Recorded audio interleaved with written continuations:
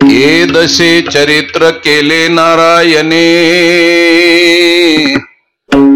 ये दशे चरित्र केले नारायणे, रांगता गोधनी राखिता हे माझी वाणी तुझे वर्णी गुणनाम ऐसे दी प्रेम काही कळा।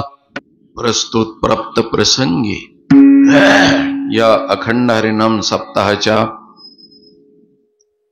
त्रितपपूर्ती सोहळ्याच्या निमित्तानं आयोजित केला गेलेला हा कीर्तन सोहळा आणि या कीर्तन सोहळ्यातील सांगता समारंभाच्या प्रीत्यर्थ भगवान कृष्ण परमात्म्याकडे प्रसाद मागण्याच्या निमित्तानं कीर्तनरूपी सेवेकरता निवडलेला अभंग महाराष्ट्राचे लाडके संत भगवान परमात्म्याचे अत्यंत आवडते भक्त संत श्रेष्ठ श्री जगद्गुरु तुकाराम महाराज यांचा हा अभंग असून या अभंगामध्ये जगद्गुरु तुकाराम महाराजांनी भगवान कृष्ण परमात्म्याच्या जीवनचरित्राचा थोडक्यामध्ये आढावा घेतलेला आहे। विठ्ठल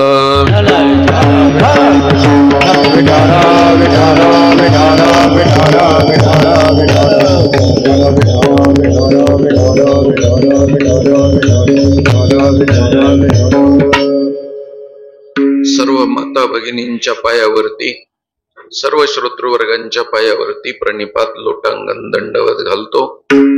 अधिकार संपन्न असलेले टाळकरी वृंद सर्व गुणवान मंडळी गायक वादकांच्या पायावरती सहस्त्रशः प्रणिपात लोटांगण दंडवत घालतो आणि अभंगाच्या पदापदाचं चिंतन करण्याकरता उपलब्ध होतो।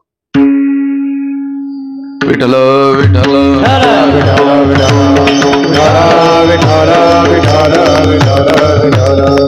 वारकरी संप्रदायाच्या दंडकाप्रमाणे नेमाप्रमाणे सांगता ही काल्याच्या कीर्तनानं केली जाते आणि त्या काल्याच्या कीर्तनामध्ये भगवान कृष्ण परमात्म्याचं चरित्र वर्णन केलं जातं आणि तेही गोकुळातलं चरित्र वर्णन केलं जातं। ते का वर्णन केलं जातं? कृष्णाने गीता सांगितली, त्याचं चरित्र काल्याच्या माध्यमातून सांगितलं जात नाही। कृष्ण भगवान परमात्म्याने दुष्ट राक्षस मारले, पांडवाच्या बरोबर राहून कौरवाचा निपांत केला, ते चरित्र सांगितलं जात नाही। भगवंताच्या अपूर्व अशा वैकुंठ गमनाचं चरित्र सांगितलं जात नाही। फक्त गोकुळातलं चरित्र सांगितलं जातं। ते कशामुळं सांगितलं जातं या प्रश्नाची उत्तर वारकरी संप्रदायातल्या कीर्तनकार मंडळीनं दिली नाहीत। त्याचं एकमेव कारण आहे, मनुष्याच्या जीवनामध्ये माणसाला जे 100 वर्षाचं आयुष्य मिळालेलं आहे त्याच्यामध्ये बाल अवस्था ही अत्यंत अत्यंत लोकाला प्रिय असलेली अवस्था असते। कारण लहान लेकराला कुणीही जवळ घेण्याचा प्रयत्न करतं आणि लहान लेकरावरती सगळे प्रेम करतात। लहान लेकराने लाथ मारली तरी सुद्धा लोकांना राग येत नाही। लहान लेकराने हट्ट केला तरी राग येत नाही। लहान मुलानं आईच्या बापाच्या तोंडात मारली तरी सुद्धा राग येत नाही। तरी सुद्धा आई माझा बाबड्या खूप छानपैकी तोंडात मारतो म्हणून त्याचा मुका घेत असते। कारण लहान लेकराचं जीवन हे निष्पाप असतं, पाप पुण्य विरहित जीवन असतं। म्हणून जीवनाचा अत्यंत गाभा, जसं चंदनाचं लाकूड असतं, सगळं लाकूड फेकून दिलं जातं पण मधली गाभाटी घेतली जाते, कारण त्या गाभाटीला किंमत असते। केळाचं साल्ट फेकून दिलं जातं पण मधली गाभाटी खाल्ली जाते। ऊसाची चिवटी फेकून दिली जाते पण मधला रस सेवन केला जातो। हो, तसं भगवंताचं चरित्र हे बाल्य दशेतलं गाभाटीचं चरित्र आहे आणि पवित्र चरित्र आहे। म्हणून ज्ञानाचं जीवन हे बालका इव या दृष्टिकोनातून असतं आणि बालकाचं जीवन हे निष्पाप असल्यामुळं आपण बालकाला देव मानतो महाराज। म्हणून त्याच्या ठिकाणी कुठल्याही वेद उपनिषदाच्या उत्तर क्रिया नाहीत. म्हणून लहान मूल जर गेलं तर त्याच्यासाठी उत्तर क्रिया केली जात नाही, कारण त्याची अवस्थाच अशी असते की ते देवस्वरूप असतं. म्हणून देवस्वरूप असलेल्या स्थितीमधलं जे जीवनातलं अत्यंत चरित्र गोड आहे ते फक्त बाल्यदशेतलं चरित्र आहे. म्हणून मायबापाच्या जीवावरती बसून खाणं हे लहान मुलाला फक्त तेवढंच त्याच्या जीवनामध्ये असतं. खेळणं एवढंच त्याच्या जीवनामध्ये असतं. कदाचित लहान मुलाची आई जरी वारली तरी महाराज त्याला कळत नाही. भिंतीला टेकून आई बसवलेली असेल मेल्यानंतर तर ते तिच्या मांडीवरती जातं, गळ्याला मिठी मारतं आणि मांडीवरती झोपण्याचा प्रयत्न करतं. त्यावेळेस समोर बसलेल्या लोकांच्या पोटामध्ये तुटतं आणि म्हणत असतात की लेकराला आवरा, बाजूला घ्या, त्याला काही कळत नाही. माय मेलेली सुद्धा त्याला कळत नाही आणि बापाला लॉटरी लागलेली सुद्धा त्याला कळत नाही. म्हणजे बापाला लॉटरी लागली तर त्याला आनंद होत नाही आणि माय मेली तर त्याला दुःख होत नाही. दोन्हीही गोष्टी पाप पुण्य विरहित म्हणजेच अग्नीसारखं जीवन असतं. माझ्या तुकोबरायांनी सांगितलं, का म्हणे आम्ही झालो अग्निरूप, लागो निधी पाप पुण्य अंगा, पापही नाही आणि पुण्यही नाही. अशा अवस्थेतलं बाल्यदशेतलं जीवन असतं महाराज. त्यामुळं भगवान कृष्ण परमात्म्याचं जीवन हे बाल्यदशेतलं असल्यामुळे आम्हाला ते प्रसाद म्हणून आहे. म्हणून त्याच्यातला भगवंताने दिलेला प्रसाद तो अत्यंत विधिविधानाच्या पलीकडचा आहे. जे वेदानं सांगितलं नाही, जे उपनिषदानं सांगितलं नाही, ते कृष्ण परमात्म्याच्या बाललीलेतून वारकरी संप्रदायातल्या साधू संतांनी घेतलं. म्हणून जाता जाता सांगतो तुम्हाला, उत्तर प्रदेशामध्ये काला नाही बरं का महाराज. उत्तर प्रदेशात काला नाही, मध्य प्रदेशात काला नाही, काला फक्त महाराष्ट्रात आहे. कृष्ण परमात्म्यांनी काला श्रीमद भागवतात केला, पण फार थोडा केला. त्या काल्याला फार महत्व दिलं नाही. पण महाराष्ट्रातल्या संतांनी, कारण महाराष्ट्रातले संत हे स्पेशल आलेले संत आहेत आणि स्पेशल आलेले संत असल्यामुळं त्यांनी घालून दिलेला भक्तीचा पायंडा जगाच्या पाठीवर इतका सुलभ, इतका सोपा आणि इतका छान पायंडा जगाच्या पाठीवर कुठंच नाही. म्हणून महाराष्ट्रातले संत हे देवाच्या मर्जीतले संत आहेत. कारण एक गोष्ट सांगतो, देवानी प्रेम करावं असे संत महाराष्ट्रातले आहेत.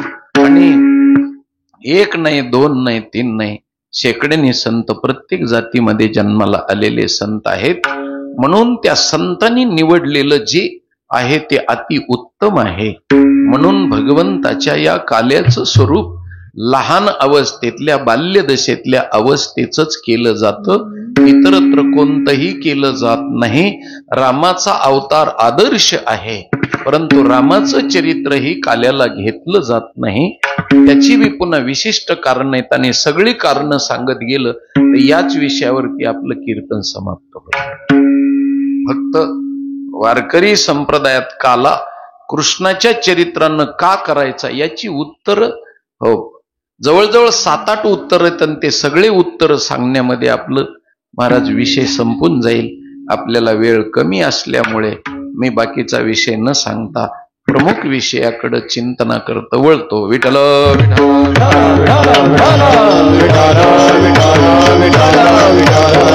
स्पष्ट शब्दात सांगितलं महाराज, ये दशे. ज्यांना संख्या कळत असेल त्यांच्यासाठी सांगतो. एकक आणि पुढं काय दशक, शतक, सहस्त्र, दशसहस्त्र, लक्ष, दशलक्ष, कोटी, 10 कोटी, अब्ज, 10 अब्ज, खर्व, निखर्व, काळू, महाकाळू, जलधी, प्रार्ध्य आणि अंत्य. इथपर्यंत जुन्या काळातले गुरुजी शिकवायचे. पागल होते ते. इतक्या लांब शिकवायची काय गरज होती महाराज? आता कसे सुशिक्षित झालेले माणसं 9 पर्यंत आकडे जरी कळाले तरी खूप शिकलेले झाले. नुसता आकडा लावण्यापुरता आकडा कळाला तरी बस. 9 पर्यंत आकडे. आताच्या म्हणून राजकारण्याला विद्वानाला 1000 कोटी म्हणते, पण त्यांनाही कळत नाही 1000 कोटी म्हणजे किती येते. अब्जे का खरवय का काही ते काही कळत नाही. 1000 कोटी. आताच्या सुशिक्षित लोकाला जर समजा मोबाईलचा नंबर सांगायचा ठरला तर 9422 असं सांगत नाहीत महाराज, कारण खूप शिकलेले माणसं असल्यामुळं ते 9422 सांगत नाहीत. मग ते म्हणते 94 नाही बर का, 44 नाही, मग 44. कोंबडीने विंचू उचलल्यासारखं असं करायचं, असं करून 44. 5 नाही, मग इकडून हवा लिकीज झाली पाहिजे आणि बँड का वरडल्यासारखं 5 म्हणलं की हा इंग्लंडहून आलेला आहे समजायचं. एवढेच आकडे 1 2 2 म्हणायचं बरं का, 2 नाही, 2 3 4 5 6 7 8 9 संपलं. तितक्याच्या पुढे नाहीच काही येत पुन्हा. काही नाही. पुन्हा अजून 10 म्हणायचे ठरले तर 10 म्हणायचं. असं इतक्या शिकलेले आहेत माणसं महाराजांनी, त्यांनी खूप केलेलं आहे. असं 4Gची रेंज नसल्यामुळे घोटाळा होतो बरं का. असे खूप शिकलेले माणसं आहेत असे भारत देशात, आपल्या महाराष्ट्रात. म्हणून मी आपल्याला एक गोष्ट सांगतो की दशक शब्द आहे. दशक म्हणजे 10. श्रीमद भागवतामध्ये सुद्धा 10व्याच स्कंदामध्ये कृष्णाचं चरित्र सांगितलं. का सांगितलं तर त्याचं कारण आहे 10 वर्षाच्या आतच कृष्णाने चरित्र केलं. 11वं वर्ष लागलं की मथुरेला गेले कंसाबरोबर लढाई करण्याकरता. 11व्या वर्षात, म्हणून तर यशोदा माय रडते. 11 वर्षाच्या लेकराला मिलिटरीत पाठवलं जातं का महाराज? 11 वर्षाच्या लेकराला काहीच कळत नाही, त्याला मिलिटरीमध्ये पाठवायचं म्हणल्यानंतर कोणत्या आईचं हृदय आनंदित होईल? म्हणून यशोदा माता का रडली? त्या यशोदेनं रडलेल्याचं वर्णन माझ्या नाथ महाराजानं केलं. महाराज गवळणी किती रडल्या त्याचं वर्णन केलेलं आहे. कारण भविष्यकालीन विरह, वर्तमानकालीन विरह आणि भूतकालीन विरह. विरहाचे प्रकार 3 आहेत. भविष्यकालीन विरह म्हणजे एकुलता एक मुलगा आहे, दवाखान्यामध्ये आजारी पडलेला आहे आणि त्या मुलाला टायफॉइड झालेला आहे, पण मेंदूमध्ये ताप गेल्यानंतर डॉक्टरनी सांगितलं त्याच्या आईला की हा फक्त 2 तासाचा सोबती, याला घरला घेऊन जा. म्हणजे 2 तासांनी मरणार आहे असं म्हणल्यावर आईला आनंद होईल का? आईला आनंद होईल का? 2 तासानं मरणार आहे म्हणल्याबरोबर आई छाती पिटून घेईल, डसाडसा रडल. एवढी रडल की भिंतीला धडक देईल. आणि घरला घेऊन आली आणि 2 तास समाप्त व्हायला लागल्यानंतर लेकरू हातपाय खोडायला लागलं. महाराज पाय खोडायला लागलं, डोळे वटरायला लागलं. त्यावेळेस आई तिथं थांबत नाही आणि ती म्हणते माझ्याच्याने आता पाहणं होत नाही. 2 तासानं मरणार आहे म्हणलेल्या वेदनापेक्षा प्रत्यक्ष मरायला लागलेल्याच्या वेदना अत्यंत आहेत, कठीण आहेत. प्रत्यक्ष मरायला लागले म्हणून ती पलीकडच्या खोलीत जाते. त्यावेळेस बाकीच्या महिला म्हणतात लेकराचं मुंडकं मांडीवर घ्या, तुम्ही आई आहात का कोण? लेकरू चाललेलं आहे, शेवटच्या टाइमला त्याला आधार द्या. त्यावेळेस ती म्हणते माझं हृदय तुटल, मला सहन होत नाही, मला त्याची प्राणांतिक वेदना सहन होत नाही, मी आता मरल, नको. आणि लेकरू गेलं, त्याचा अंत्यविधी झाला आणि 10 दिवसानंतर त्याचा चेंडू पाटसरीला ठेवलेला होता खाली पडला आणि ती आई झाडता झाडता चेंडू खाली आल्यानंतर त्या चेंडूकडं तिनं पाहिलं आणि चेंडूकडं पाहिल्यानंतर त्या चेंडूशी ती बोलायला लागली की बाळा, तुझा खेळणारा आता इथं नाही, कशा करता खाली आलास. म्हणून ती आता मोठ्यानं धाय मोकलून रडत नाही, पण तिच्या अंतकरणाला जो पीळ पडला, ते धुणं पिळल्यानंतर जसे टपाटपा थेंब गळतात तसे तिच्या अंतकरणातून डोळ्यातून अश्रूच्या धारा वाहतात. म्हणजे भविष्यकालीन विरहापेक्षा वर्तमानकालीन विरह जास्त कठीण, आणि वर्तमानकालीन विरहापेक्षा आठवणीतला भूतकालीन विरह जास्त कठीण.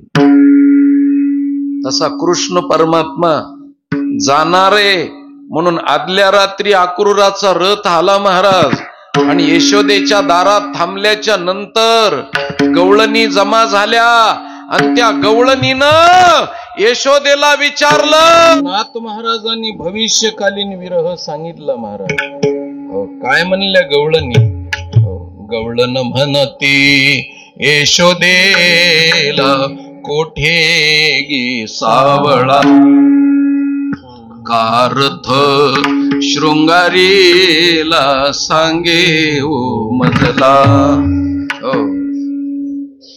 अक्रूर उभा असे बाई अंगणी, साजनी आनंदाच्या अंगणी मिळाल्या गवळणी. मथुरेशी चक्रपाणी जातो गे साजनी, विव्हळ झाले मन वचन ऐकोनिया नंदाच्या अंगणी मिळाल्या गवळणी. हो, जातोय मथुरेला जातोय असं सांगितलं महाराज. आणि रात्रभर गवळणी तिथं थांबल्या, आणि सकाळी दिवस उगवल्याच्या नंतर महाराज वर्तमानकालीन विरहाचं वर्णन केलं.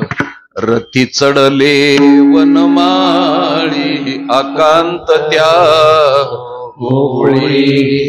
हो, रथामध्ये कृष्ण परमात्मा चढल्यानंतर किती आकांत झाला. भूमी पडल्या वज्रबाळी, कोण त्या सांभाळे. महाराज गवळणी आणि यशोदा किती रडल्या, त्याचं वर्णन जर सांगितलं तर नाथ महाराजांनी सांगितलं. नयनीच्या उदकाने भिजली धरणी, या नंदाच्या अंगणी मिळाल्या गवळणी. लेकरू चालल्यावर आईच्या डोळ्यातल्या अश्रूनं जमीन भिजली, जमीन. महाराज राम वनवासाला जात असताना, हो, ज्यावेळेस कोर्टामध्ये केस चालू होती त्यावेळेस हीच रामाची जन्मभूमी आहे का असं कोर्टात चालू असताना मी साक्ष द्यायला जाणार होतो महाराज.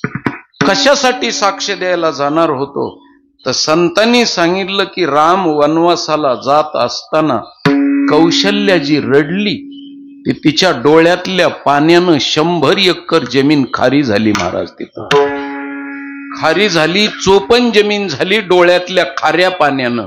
जिथं हो कौशल्या रडली ती खारी जमीन आहे ना, आज बी राम जन्मभूमीवरती खारी जमीन आहे. आणि हे हो श्रीमद भागवतात आलेलं आहे बघा, म्हणून आपलं रामायणामध्ये आलेलं आहे बघा, म्हणून रामायणातला पुरावा. पण माझ्यापर्यंत ती गोष्ट आली नाही, नाहीतर मी साक्ष नोंदवली होती महाराज. साक्ष देण्याकरता जाणार होतो की ही जन्मभूमी कशावरून आहे. तर कौशल्याच्या डोळ्यातल्या पाण्यानं खारी झाली जमीन, तसं गोकुळातली कृष्ण जन्माच्या ठिकाणची अवस्था हो नयनीच्या उदकाने भिजली धरणी असं नाथ महाराज लिहितात. नाथ महाराज दोन्ही ठिकाणचं लिहितात. रामायणामध्ये नाथ महाराज लिहितात आणि कृष्णाच्या बाबतीत नाथ महाराज लिहितात. म्हणून वर्तमानकालीन विरह म्हणजे रथी चढले वनमाळी, त्यावेळेसची अवस्था लिहिली. आकांत त्या गोकुळी, भूमी पडल्या वज्रबाळी, आणि कोण त्या सांभाळी, नयनीच्या उदकाने भिजली धरणी या नंदाच्या अंगणी. आणि मग पुढचा हो भूतकालीन विरह, हो भूतकालीन विरह. कृष्णाने सांगितलं हो आक्रूरा वेगी हाकी रताशी, मज न पहावे या गोपीच्या शोकाशी. हो. कारण आडव्या पडल्या त्या, आमच्या अंगावून रथ घेऊन जा, आम्हाला मारा नंतर जा, अशा गोपी म्हणल्या. त्यावेळेस त्या भगवान कृष्ण परमात्म्याला ते आवरलं नाही. देवादी देव परमात्मा सुद्धा डोळ्यातून त्याच्या अश्रू वाहिले. कारण राम वनवासाला गेले, कौशल्य रडली पण राम रडले नाहीत. महाराज लक्षपूर्वक माझं बारकाव्याचं बोलणं ऐका. हो आज मी तुम्हाला नुसतं हो कृष्णाचं चरित्र सांगून हसवणार नाही, कारण हसवण्यासाठी माझं कीर्तन नाही. चावट गोष्टी तर कुणालाही सांगता येतात, आणि चावट गोष्टी सांगून लोकाला हसवलं की समजावं काल्याचं कीर्तन भारी झालं. पण तसलं भारी मला कीर्तनच करता येत नाही महाराज. काय करावं, मी कमी पडतो. हो म्हणून तर त्याच्याकरता जास्त लोक कीर्तन घेत नाहीत माझे. त्याचं कारण आहे की मला तसं काही हसवण्याचं कीर्तन येत नाही महाराज. म्हणून मी पुढं सांगतो की मग रथात चढलेले कृष्ण बसल्यानंतर वेगी हाकी रथाशी, मज न पहावी या गोपीच्या शोकाशी. आणि महाराज मग एका जनार्दनी त्या आक्रूराला म्हणले, आक्रूरा तुझी नामाईशी करणी. हो तुझं नाव कुणी ठेवलं रे, तू आक्रूर नाही क्रूर आहेस, क्रूर. आणि मांच्या प्राणाला घेऊन चाललास, आणि एका जनार्दनी रथ गेला निघून. म्हणून महाराज गोकुळाला कधी गेलात तर अजून बी बघा, बारकाव्यानं बघा, मथुरेच्या रस्त्याला आज बी गोपीची मंदिर आहेत महाराज. त्या गोपीची मंदिरं कशासाठी आहेत, ते असं समजतात की मथुरेहून कृष्ण पुन्हा परत येणार आहे.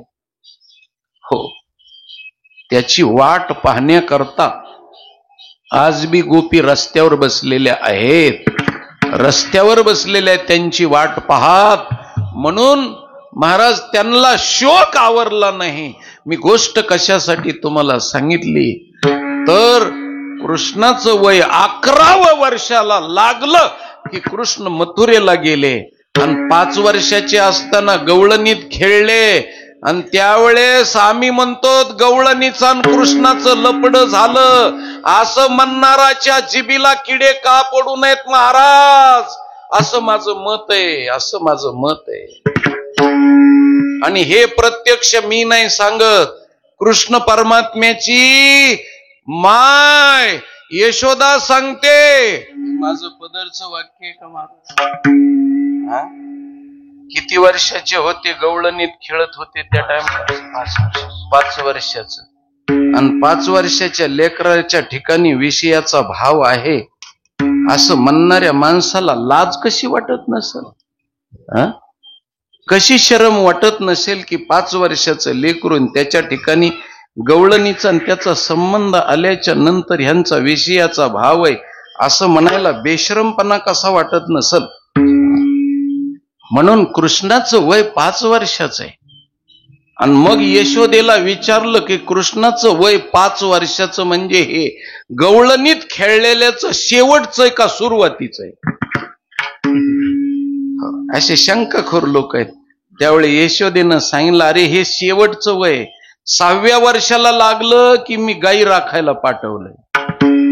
कारण आपल्या पूर्वीच्या काळामध्ये 6वं वर्ष लागलं की शाळात पाठवीत असत महाराज. कारण मेंदूची परिपक्वता होत नाही, म्हणून अंगणवाडीत ह्याच्यात त्याच्यात घालू नाही लेकराला. हो पण आता लोकायला दमच निघत नाहीत महाराज, कोणत्या गोष्टीचे शिजूस तर दम नाहीत. हो आता तरी निदान कमी 1-1.5 वर्षाच्या लेकराला अंगणवाडीत LKG मध्ये घालतेत. हो पण पुढं तर असं होणार आहे की जन्माला येतानाच कलेक्टर होऊन येणार आहे. हो काय पाहिजे तुम्हाला, कलेक्टर पाहिजे का डेप्युटी कलेक्टर पाहिजे का तहसीलदार पाहिजे का मास्तर पाहिजे का दादा पाहिजे? जर लय भावकीनं अन्याय केला असला तर पुढच्या लेकराला तू दादा होऊन ये आणि भावकीची जिरव जरा थोडीशी म्हणून असे एखाद्या वेळेस लेकराला मागून घेते लोक आणि तिकडूनच तयार होऊन येते महाराज. हो, अशी संकल्पना लोकांची, कशाचेच दम निघत नाही, तर शिजूस तर दम निघत नाही. हो, हाटलावर बसल्यावर तर हो आण आण आण इतका दम निघतच नाही माणसाला महाराज असे. हो, चला कच्च खाणारे लोक आहेत. म्हणून मी आपल्याला चिंतन सांगतो की 5 वर्षाचं शेवटचं वय का? यशोदेनं सांगितलं 5 वर्षाचं शेवटचं वय. मग मधलं वय त्याचं किती होतं गवळणीत खेळत असताना? त्यावेळेस यशोदेनं सांगितलं महाराज माझ्या बाळाचं वय तसं तर सांगता येणार नाही, पण ते किती लहान होतं म्हणते यशोदा, सावळा ग चिमणा माझा. तुमच्याकडे लेकराला चिमण म्हणतात का? हा, नाही म्हणतात का? नाही सांगा ना, चिमण म्हणतात का? म्हणतात काही नाही? वासरू म्हणतात का? आलं ग बाई माझं वासरू म्हणत असत्यांना नाही? मग तर निरळच आहे. बर बचड म्हणतात का? छकुल म्हणतात का डायरेक्ट पिंट्या म्हणतात? हो, यशोदेच्या हो मुखातले शब्द आहेत. कोणती बी आई महाराज लेकराला काही काही म्हणती. हो, काही काही तर वाघच म्हणतात महाराज. हो, माझा वाघ आला. हो, आता ह्याला जर वाघ म्हणलं तर टरटरा फाडून खाईन ना गल्लीतल्या लोकांना. ऐक नाही, एखादा पंजा हानील. हो, वाघ म्हणल्यावर काय करीन तो बिचारा? वाघाचं काम तेवढंच असतं. हो, दुसऱ्याला फाडून खाणे. ऐक नाही, वाघ म्हणतात, काही काही तर सोनच म्हणतात. हो, माझं सोनं. सोनं जर असेल तर बाई रस्त्याला कशाला फिरून देती? 86,000 रुपये तोळा झालाय, ते काय कमी का काय? तोळा 2 तोळे तोडलं तर काय करावं असे?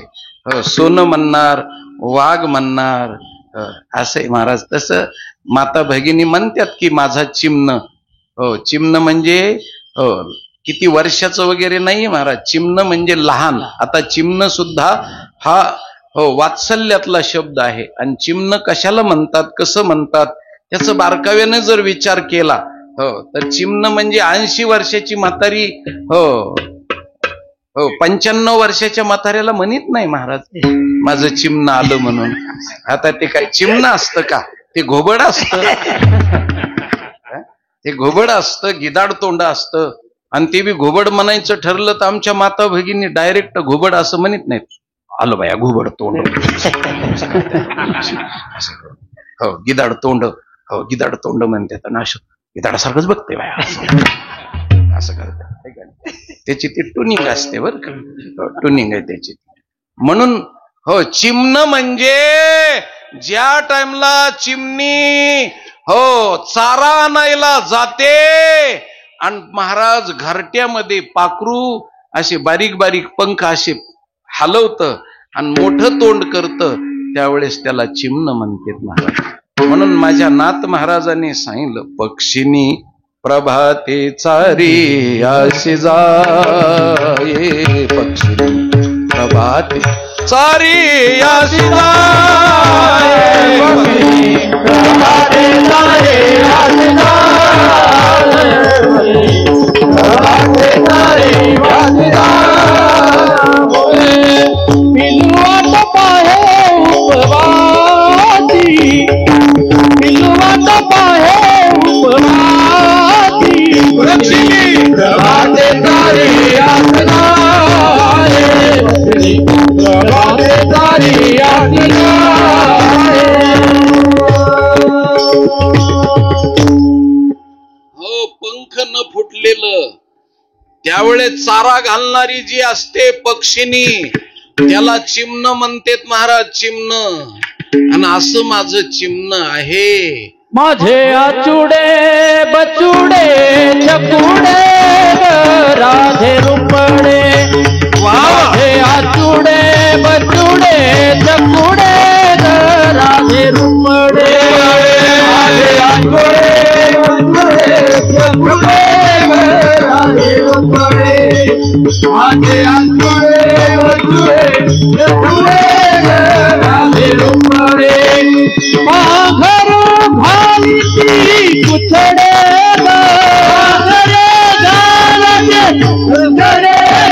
राधे आचुडे बचुडे चकुडे राधे रुपडे माझे आचुडे बचुडे चकुडे राधे रुपडे माझे आचुडे बचुडे चकुडे राधे रुपडे माझे आचुडे बचुडे चकुडे राधे रुपडे. राधेनं दिलेल्या उपमात महाराज नाथ महाराजांनी लिहिल्या आचुडे शब्दाचा अर्थ आहे जे असं वंजळीत घेतलं जातं त्याला अंचुली म्हणतात आणि ह्या अंचुलीमध्ये म्हणजे आडवच असत त्यावेळेस त्याला आचुडे म्हणायचं. आणि बचुडे म्हणजे हो बचड शब्दाचा सांगू का अर्थ हो ज्याची मान इतक्यातच बसते मोठं असलं तर त्याला बचाकण्या म्हणतात आणि बारीक असन तर ते बचूड आहे महाराज असे म्हणजे ज्याची मान अशी धरली जात नाही त्याला मान पण धरता येत नाही अशी मान पडते त्याला बचूड म्हणतात. माझे आचुडे बचुडे आणि छकुडे छकुडे म्हणजे 6 महिन्याच्या आतलं त्याला छकुड म्हणायचं महाराज. आता हे जुन्या काळात आमच्या माता भगिनी म्हणायच्या आता लेकराला पाळण्यात टाकलं जातं आपल्या खेड्यापाड्यात बरं पण शहर सारख्या ठिकाणी पाळणा घरात लेकर असते महाराज. त्याच्यामुळं पाळणा घरात लेकर असल्यामुळं त्या लेकराला माहितीच नाही हो पहिल्या पूर्वीच्या काळात वरी अशा लेकराला फेकायच्या पुन्हा झेलायच्या हो मुका घ्यायचा हो ते बी म्हातारी मुका घ्यायचं ठरलं तर तिचं बी बोळकं झालेलं आणि लेकराला दात नाहीत बोळक्यावर बोळकं टेकायचं महाराज. आणि बोळक्यावर बोळकं टेकल्याच्या नंतर असा मुका घ्यायचा की शेजारच्या खोलीमध्ये ऐकायला यायचं 5च्या मोटरनं पाणी वाढल्यासारखं चर्र चर्र वाजायचं असं आणि कळायचं म्हातारी मुका घेती म्हणून असं.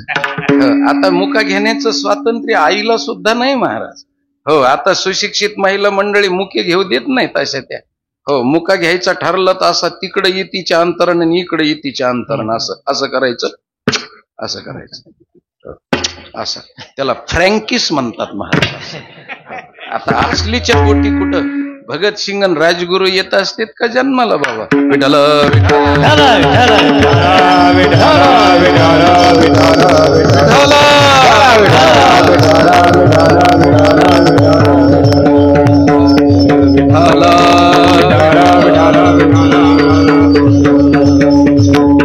हो माझे आचडे बचुडे छकुडे ग राधे रुपडे म्हणजे असं पाखरू हो म्हणून लहान हो मानवी स्त्रीचं असतं ते लेकरू बोलू नका मानवी स्त्रीचं असतं ते लेकरू पक्ष्याचं असतं ते पाखरू हो गाईचं असतं ते वासरू घोडीचं गाढवीचं असतं ते शिंगरू हो त्यानंतर वाघिणीचं असतं ते वाघरू मेंढीचं असतं ते मेंढरू शेळीचं असतं ते कोकरू आणि म्हशीचं असतं ते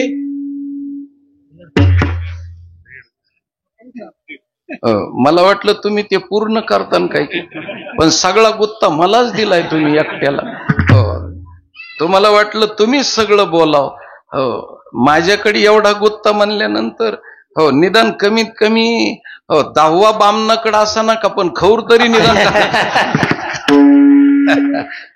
तुम्ही थोडं तरी तुमच्याकडे तुम्हाला वाटतंय की खरं हे रोजानी लावलेले सगळं तेच काम करून घेते ना हो विठ्ठल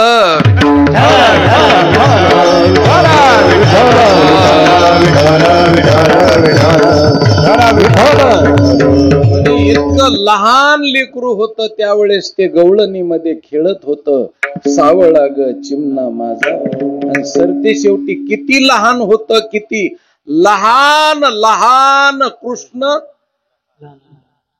लहान गडी खूप लहान होता कृष्ण गवळणीत खेळताना किती लहान होता तर आमच्या यशोदा मैयानं सांगितलं आणि नामदेव रायनं टिपून घेतलं ते नामदेवराय काय सांगते तर महाराज, बाळ सगुण गुणाचे ताने, बाळ सगुण गुणाचे ताने, बाळ सगुण गुणाचे ताने, बाळ सगुण गुणाचे ताने, बाळ दिसतय गोजिरवाने, बाळ दिसतय गोजिरवाने, बाळ दिसतय गोजिरवाने, बाळ दिसतय गोजिरवाने, काय रांगा जागा राणे गोकुळ जाणारे, काय रांगा जागा राणे गोकुळ जाणारे, काय रांगा जागा राणे गोकुळ जाणारे, काय रांगा जागा राणे गोकुळ जाणारे.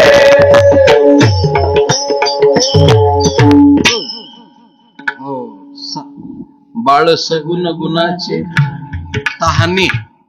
बर जाऊ द्या, आता तुम्ही उत्तर दिले नाहीत तर एवढं तरी विचारतो, तहान म्हणजे किती वर्षाचं?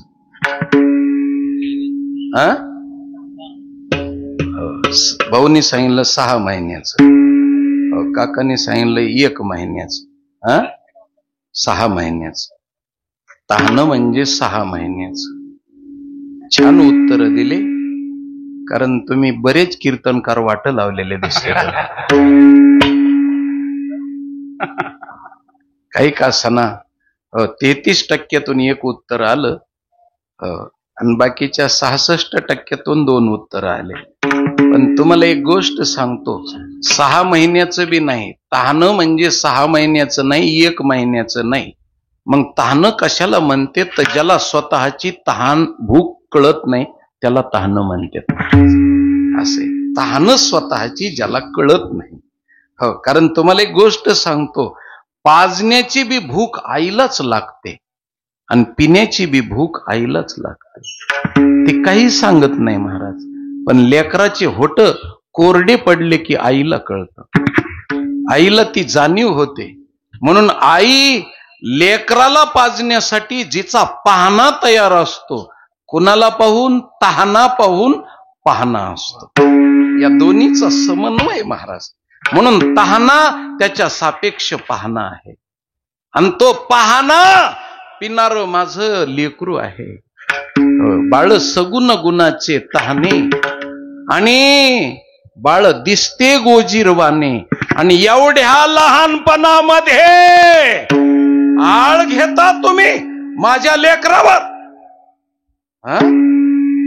काय सांगता गाराने गोकुळच्या नारी. अगं तुम्ही गारानं सांगतात, हो मग खवळली महाराज. एवढूशा लहान लेकराचं गारानं सांगायला तुम्ही एवढ्या मोठ्या, हो धीट झालेल्या आहेत, आणि एवढ्याल्या मोठ्याल्या झालेल्या आहेत, धूड झालेल्या आहेत, आणि तुम्ही माझ्या लेकराचं गारानं सांगायला येता.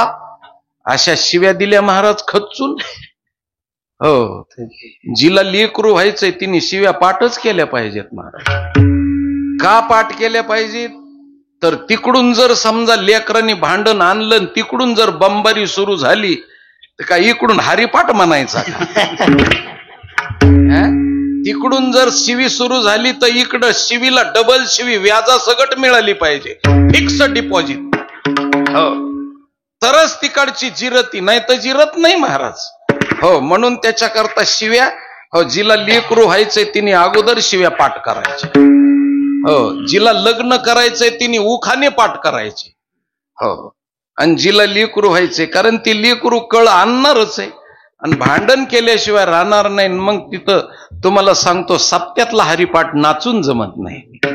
मग तिथं काय करावं लागतं? शिवी द्यावं लागतं. तिथं यशोदेनं कशा शिव्या दिल्या? हो, एक एक शिवी इतकी की कानातले केस जळून जातील महाराज. एवढ्या शिव्या येतात. आता उगा आपण लक्ष देत नाही त्याच्याकडे म्हणून सोडून द्या, नाही तर तुम्ही मोठ्या ढाल गजा. आता हे ढालगज शिवी चांगली आहे का महाराज? हो, तुम्ही 12 घरच्या 12. काय शिवी आहे महाराज? ही काय साधी शिवी आहे का? हो, तुम्ही ठाईच्या वडाळा.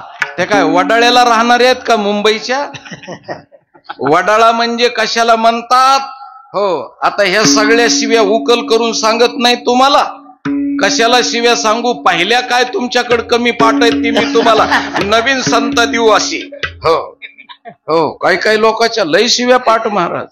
एका माळकऱ्याचं सकाळी 9 वाजता भांडण सुरू झालं, दुपारी 3 वाजेपर्यंत त्यांनी गेलेला अभंग डबल यूज दिलं नाही महाराज, आणि दुपारच्या 3 वाजता विठोबा रोकमाईचं भजन घेतलं त्याने. हो, मग लोक म्हणले काय पाठांतर आहे तुम्हाला. त्यांनी सांगितलं आत्ता शिकत एकच संताचा गाथा झालाय मला, अजून 40 संताची गाथे. हो, आणि त्याची बी पुन्हा अजून ठेवणी वेगळ्या वेगळ्या, रागरागिण्या वेगळ्या. हो, त्याचे आकार वेगळे, हो ते फार वेगळ्या वेगळ्या पद्धतीनं, काही एकच शिवी पण वेगळ्या वेगळ्या पद्धतीनं देतात महाराज. काय पाठांतर असतं त्यांचं बिचाऱ्याचं. म्हणून ह्या ढालगज म्हणजे कशाला म्हणतात हे सांगत नाही महाराज मी तुम्हाला, बिलकुल सांगत नाही. त्याचं कारण आहे ढालगज कशाला म्हणायचं, वडाळा कशाला म्हणायचं.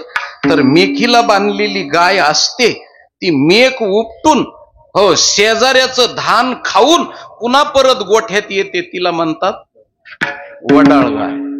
हो, वासना वडाळ गाई गड्यानो, वासना वडाळ गाई तिचा हाणून मोडावा बाई गड्यानो, तिचा हाणून मोडावा बाई. जसं खुंट्याला बांधलेली गाय जशी खुंटा उपटून जाते फिरून माघारी येते आणि खुंट्याजवळच राहते, मी खाल्लं नाही असं अजिबात दाखवित नाही, तिला वडाळ म्हणतात. आता याच्यावरून तुम्ही ओळखून घ्यायचं, कारण मी फक्त टिंब टिंब असे अक्षर टाकतो, रिकाम्या जागा तुम्ही भरायच्या, नाही भरल्यात तर नापास.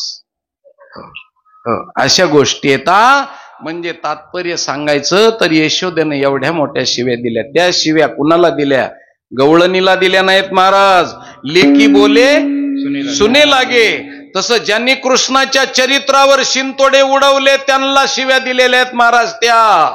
म्हणून कृष्णाचं चरित्र पवित्र आहे, पवित्र. म्हणून किती पवित्र आहे तर तुकाराम महाराजांनी सांगितलं 10 वर्षाच्या आत चरित्र केलं, आणि आमच्या नामदेवरायांनी सांगितलं तहान्या अवस्थेत चरित्र केलं. आणि तहानी अवस्था म्हणजे काय आहे तर पाहणा कशाला म्हणतात, छत्रपती शिवरायाच्या राजगडावरती जा आणि हिरकणीच्या बुरुजाकडे पहा, तुम्हाला पाहणा काय असतो ते कळेल महाराज. पाहणा काय असतो ते कळेल. कारण लेकराला पाजण्यासाठी 200 मीटरवरून ज्या आईनं उडी टाकली आणि महाराज मांडीवरती घेऊन लेकराला तिनं पाजलं, आताच्या मॉडर्न स्त्रीला नाही कळणार. पाळणा घरात जी लेकराला ठेवते आणि रविवारच्या दिवशीच भेटायला जाते, तिला संडे मदर म्हणतात महाराज. संडे मदर म्हणजे हो रविवारच्या दिवशी भेटायला जाते लेकराला, आणि ते बी भेटायला गेली म्हणजे मग तिला लेकरू माहित नसतं. मग त्या वार्डन बाईला विचारायचं आमचा विकी कोणता आहे, त्याचं नाव बी तसं ठेवलेलं विकी. हो, कारण ते मोठं झाल्यावर तिला विकल्याशिवाय सोडणारच नाही, म्हणून त्याचं नाव विकी ठेवलेलं आहे असं. हो, आणि मग ती अशी पर्स ही केलेली, पुन्हा अजून त्या उंच टाचाची चप्पल असं करायचं आणि मग असं करून यायचं, मग विचारायचं आमचा विकी कोणता आहे, इतकं हलून बरं का. आणि मग त्यांनी सांगायचं तुम्हाला आयडेंटिटी दिलं नाही काय. हो, मग ती आयडेंटिटीनं पर्स मधलं काढायचं ना असं दाखवायचं, आणि मग ते आयडेंटिटी पाहिल्याच्या नंतर त्याच पाळण्याच्या तिकडं न्यायचं, आणि मग तिनं जवळ नाही घ्यायचं, लांबूनच पाहायचं. छान आहे बाळसं, खूप छान आहे. आणि या आठवड्यामध्ये त्यांनी किती वेळा शी केला आणि किती वेळा शू केला, कारण तिथालच्या लोकांना कामं नसल्यामुळं ते तोळ्यात मोजावं लागतं शी आणि शू. हो, आणि त्याचं टोटल मारावं लागतं. या आठवड्यात त्यांनी किती किलो हागलं किती किलो मुतलं, असं त्याला शी आणि शू. म्हणजे लयवरचं बोलायचं नाही महाराज, आपलं हागलं मुतलं व्यवहारात म्हणून नाही हागलं मुतलं विचारू नये असं म्हणतात, पण सध्या हागलं मुतलंच विचारण्याची वेळ आहे महाराज. हो, आता हागलं म्हणल्यावर जरा लईच वाईट वाटतं महाराज लोकांना. हागलं म्हणल्यावर, कारण टॉयलेट म्हणल्यावर जरा मोकळं मोकळं झाल्यासारखं वाटतं, कारण उच्च शब्द आहे. कुठं गेले टॉयलेटला उच्च शब्द आहे, पण हागायला गेले म्हणलं की लय तोंड भरल्यासारखं वाटतं महाराज असं. पण काय दोन्हीची क्रिया एकच आहे, त्याच्यात काही बदल नाही महाराज. गावरान शब्द मराठीतला, पण आता माणसं इंग्लिश झाल्यामुळं सगळं आता इंग्लिशचा शब्दाचा वापर चाललेला आहे. म्हणून त्यांनी चरित्र कसं केलं तर ये तसे चरित्र केले नारायणे आणि रांगता गोधने राखीत आहे. रांगता 5 वर्ष, गोधने राखीता 5 वर्ष. आणि असं 5 वर्षात जे चरित्र केलं त्याची माझ्या वाणीनं मी वर्णन केलं. माझी वाणी तुझे वर्णी गुणनाम ऐसे दी प्रेम काही कळा विठोबा रखुमाये. गोकुळामध्ये राहून भगवान कृष्ण परमात्म्याने चौर्य कर्म केलं, म्हणजे गवळणीचा उद्धार करणारं कर्म केलं. त्यानंतर रानात जाऊन भगवान परमात्म्याने काल्याचा प्रसाद केला. गवळणीमध्ये खेळत असताना कृष्ण भगवान परमात्म्याने गवळणीचा उद्धार केला. त्यांना लोणी खाऊ घातलं आणि गवळणीचा उद्धार केला. आणि रानामध्ये गेल्याच्या नंतर रास क्रीडा करून राहिलेल्या गवळणीचा उद्धार केला. आणि गावामध्ये असताना भगवान कृष्ण परमात्म्याने चौर्य कर्माला गोपाळ नेले आणि गोपाळाला लोणी खाऊ घालून उद्धार केला. आणि त्याच्यापेक्षा मोठाले गोपाळ रानामध्ये जाऊन खेळ खेळून त्यांना काल्याचा प्रसाद दिला. अशा पद्धतीनं महाराज देवानं वेगळ्या वेगळ्या पद्धतीनं तुकडे करून असं काल्याचं चिंतन गोड सांगितलेलं आहे. कृष्ण परमात्म्याने जो काला दिला, स्थूल देहाचं पोट भरणारा काला, सूक्ष्म देहाचं पोट भरणारा काला, कारण देहाचं पोट भरणारा काला. घ्यारे भोकरे भाकरी हा स्थूल देहाचं पोट भरणारा काला. त्यानंतर हरिनामाचा खिचडी काला, हा काला सूक्ष्म देहाचं पोट भरणारा काला.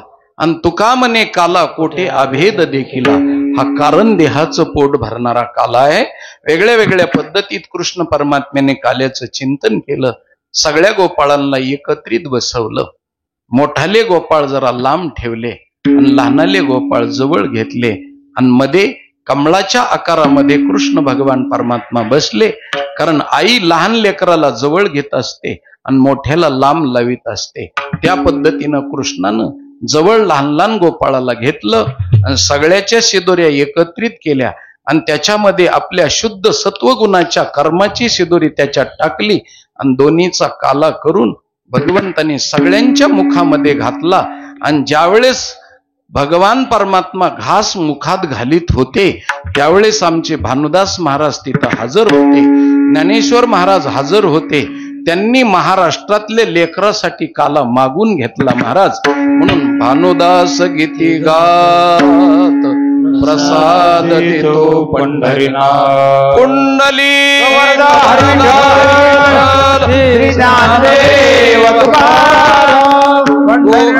भगवान की जय, गोपाल कृष्ण भगवान की जय, ज्ञानेश्वर महाराज की जय, जगद्गुरु तुकाराम महाराज की जय.